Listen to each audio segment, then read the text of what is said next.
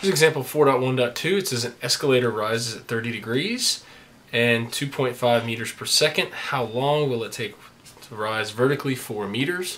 So, okay, what we have here is we have an escalator that goes up at a 30-degree angle.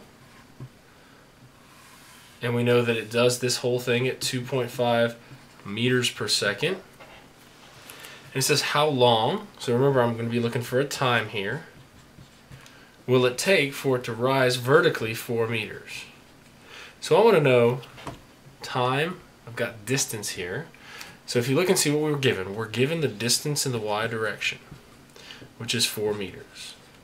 We're trying to solve for time. There is no indication that this is accelerating or anything like that, so we know that the equation that we're going to use is v equals d over t.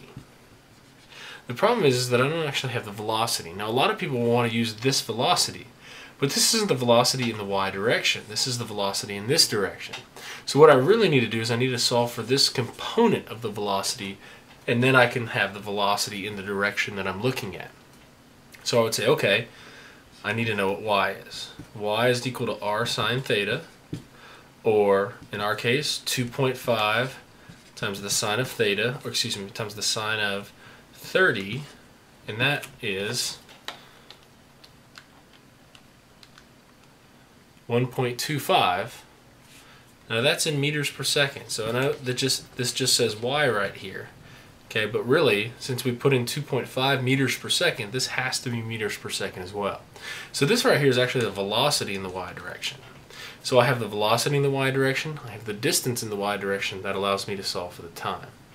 So now, velocity equals distance over time. I'm going to rearrange the equation and say that time is equal to distance divided by velocity. So what I do is I switch these two terms right here.